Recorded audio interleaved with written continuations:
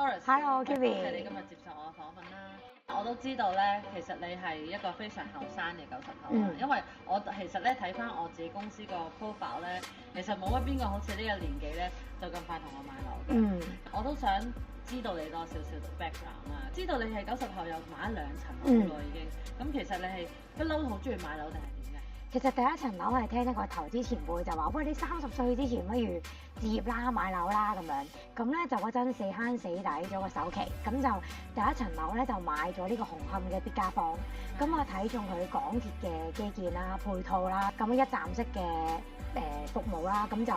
入手咗啦，就人生第一層樓咯，就買嚟收租嘅嗰陣。咁依家係賺定係蝕啊？係蝕嘅，係啦，蝕咗差唔多200萬，咁所以就係啦，就即刻諗住有啲乜嘢分散投資啊，或者有啲其他項目都 open mind 咁去聽。但係你唔會因為你買一層香港樓之後覺得哦，其實地產呢一樣嘢係令到你好有動搖啊，應該唔好買地產，買 Bitcoin 啊，買其他嘢去投資咧？因為我覺得地產或者係樓啦係最實在㗎啦，即係比起 Bitcoin 啊或者一啲黃金啊、板呢啲咧，我唔係好識，咁所以我覺得好似有層樓好似穩陣啲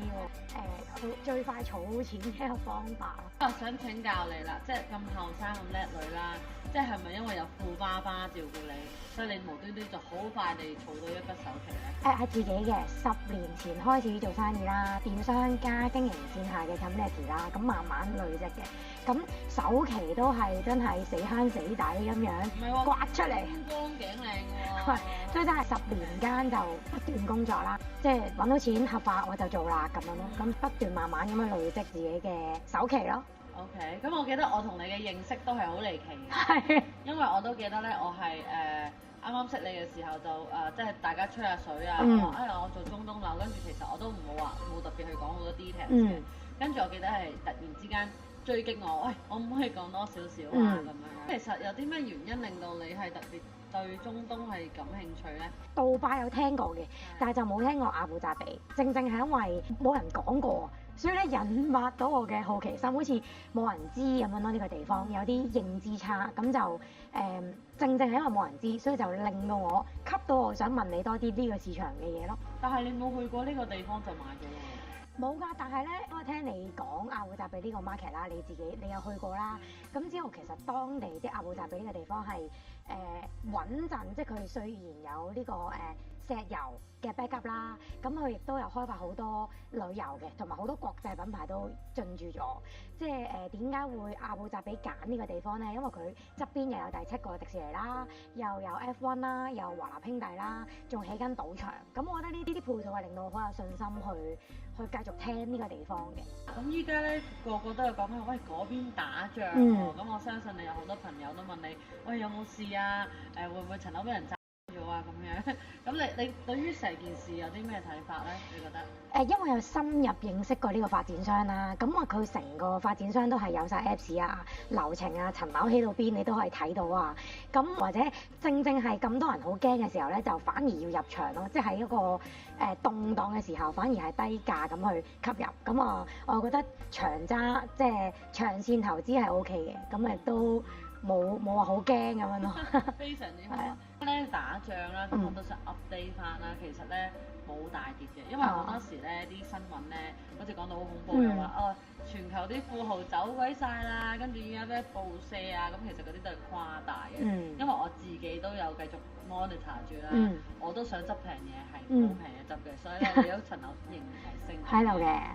咁其實咧，我記得咧你初買 Yas River 嘅時候咧。咁我記得你係喺日本度唔知玩緊定係咁樣嘅，咁我都記得我哋咧買嘅，即係叫你買嘅時候咧都好手忙腳亂嘅，又或者你可以分享下你嗰次嘅經驗啊。其實當時聽完你講完阿布扎比呢個 market 嘅時候咧，咁我諗應該係2個禮拜內啦，好快就有 Yas River 呢個盤，咁當時咧係諗住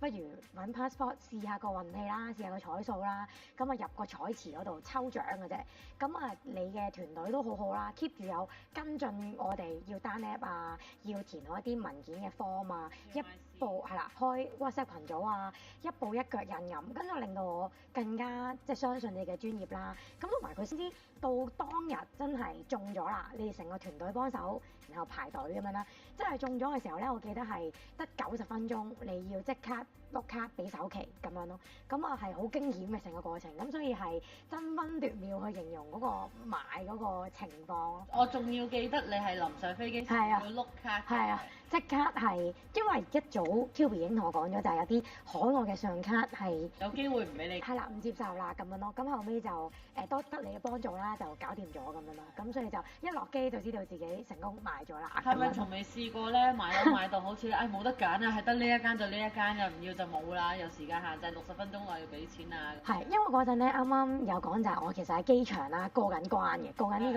個日本嘅安檢啦。咁嗰陣本身抽到大個單位嘅時候咧，我已經係錯過咗嗰個買嘅時機，俾錢嘅時機。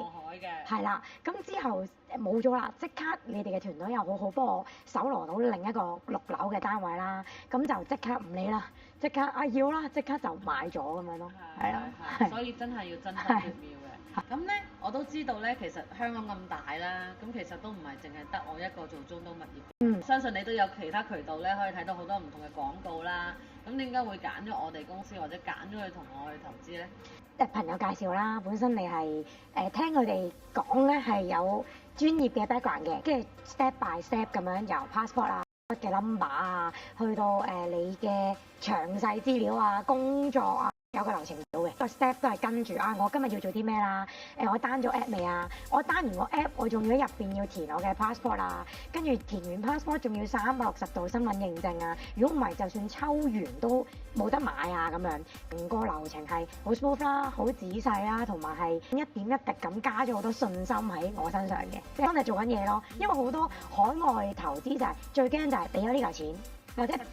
係啦，俾咗個即係 agent 嘅 fee 都唔緊要，但係唔係做緊嘢嘅，唔知個流程行到邊嘅，咁呢個先係最恐怖或者最失信心嘅咯。咁成個喺由我第一次接觸去到真係傾呢個 project，去到真係收 passport 收資料，去到進入流程嘅時候係成個一步一腳印，即係喺日本翻嚟啦，你即刻打電話約我上你 office 度簽翻啲 paperwork 啊，啲同事即刻 email 又晒翻俾杜拜嗰邊啊，成件事係好實淨嘅，咁所以就好有信心揾你哋幫手。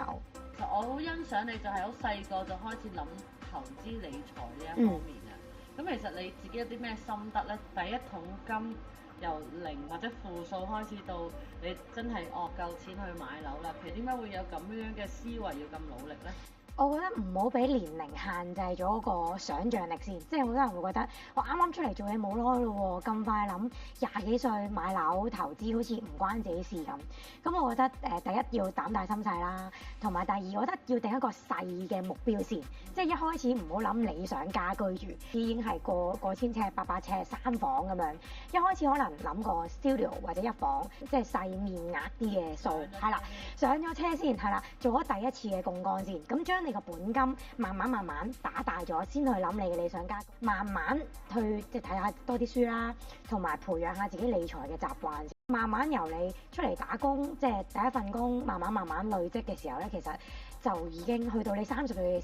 嘅時候，就會有好多嘢有得揀咯。唔滿意你呢一個咁樣嘅進度，30歲啊嘛，2層樓一層，我估啊一層就係香港層啦，第二層就係呢層啦。